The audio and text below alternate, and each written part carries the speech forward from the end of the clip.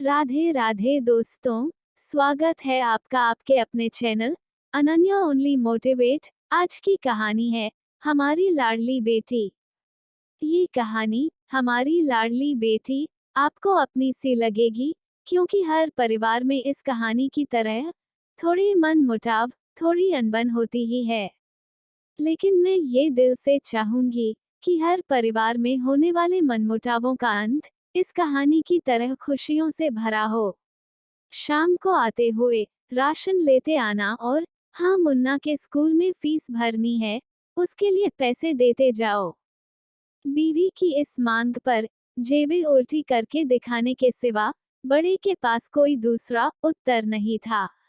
माथे पर चिंता की शिकनों के साथ सवेरे तो बड़ा भाई अपने काम पर निकल गया, लेकिन उस शाम उसने पूरे परिवार के सामने इस आर्थिक संकट को दूर करने के लिए एक प्रस्ताव रखा। क्यों न हम उस प्लॉट को बेच दे जिसे बाबूजी ने लक्ष्मी को शादी में देने के लिए खरीदा था।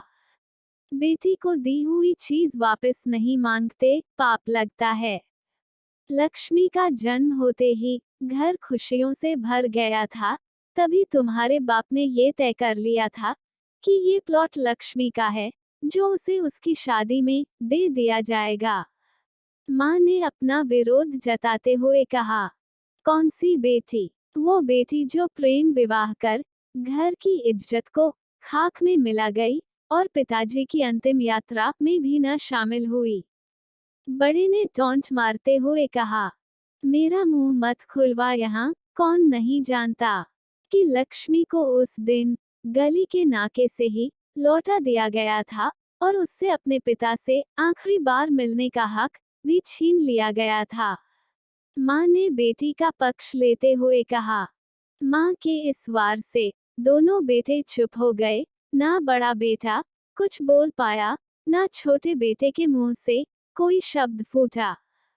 थोड़ी देर की शांति के बाद छोटा भाई बोला, प्लॉट बेच तो देंगे, पर क्या लक्ष्मी कागजात पर दस्तखत करेगी? मुझे नहीं लगता वो हमारा भला सोच भी सकती है। आखिर है तो औरत जात, पुरुषों की परिस्थिति कैसे समझ पाएगी?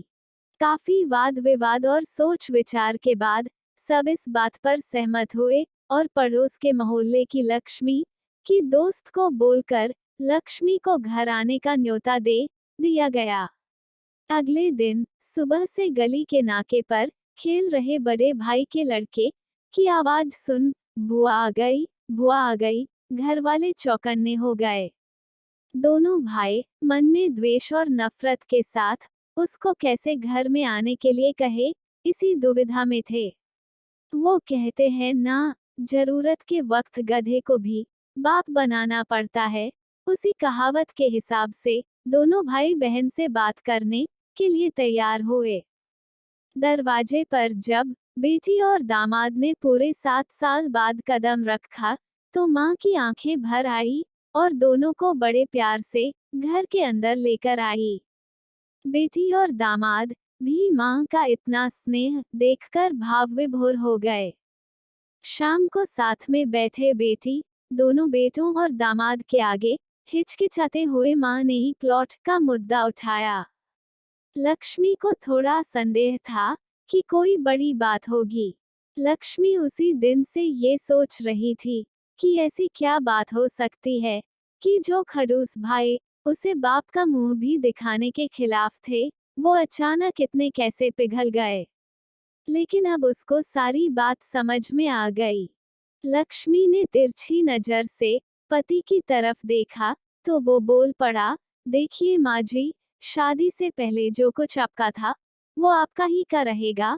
ना उस पर मेरा या लक्ष्मी का कोई हक था, ना है, ना ही भविष्य में हम मांगेंगे। इसलिए आप निश्चित होकर उस प्लॉट के साथ जो करना चाहते हैं कीजिए। आप जहां कहेंगे हम वहां साइन कर देंगे।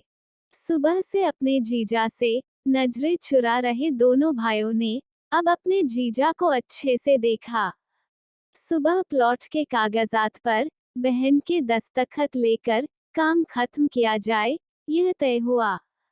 सब इस मीटिंग को खत्म कर उठ ही रहे थे कि टीवी पर अनाउंसमेंट हुआ कि आने वाले 21 दिनों तक देश में लॉकडाउन लगाया जा रहा है।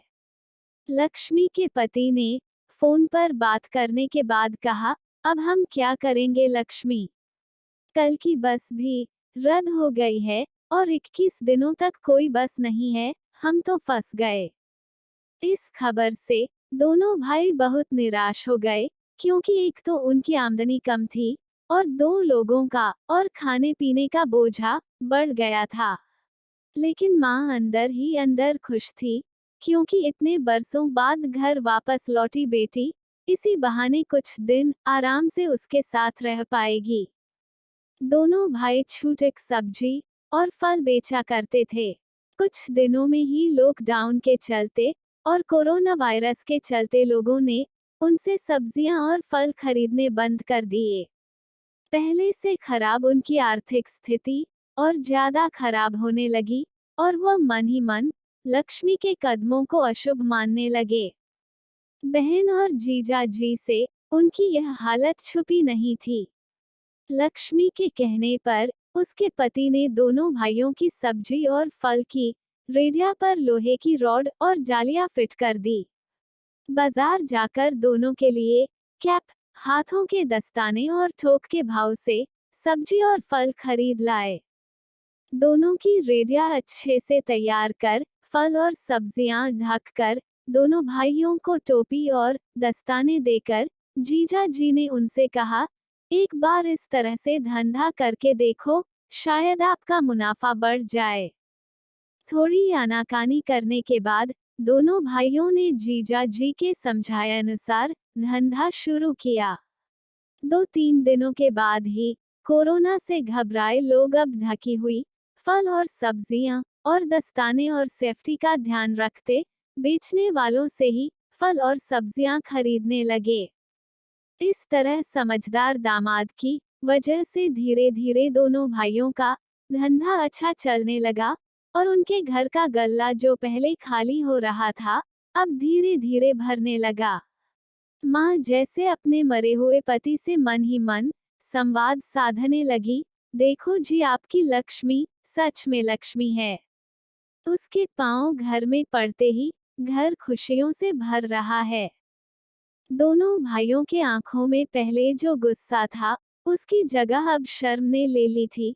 वो मन ही मन सोचते थे, क्या गलत किया था बहन ने जो हमने उसके साथ इतना बुरा सुलूक किया। शादी ही तो की थी और शादी करने से पहले हमें बताया भी तो था। हम ही थे जो उसे स्वीकार नहीं कर पाए। दोनों भाइयों के मन में द्वेष और नफरत धीरे धीरे खत्म हो गई। 21 दिन बाद जब दीदी और जीजाजी प्लॉट के कागज पर साइन करने जाने लगे, तब दोनों भाइयों ने उन्हें रोक लिया और उनकी माफी मांगते हुए वो पेपर्स उन्हें देते हुए बोले, शादी के वक्त हमने आपको कोई तोहफा तो दूर की बात है, आपका हक भी नहीं दिया।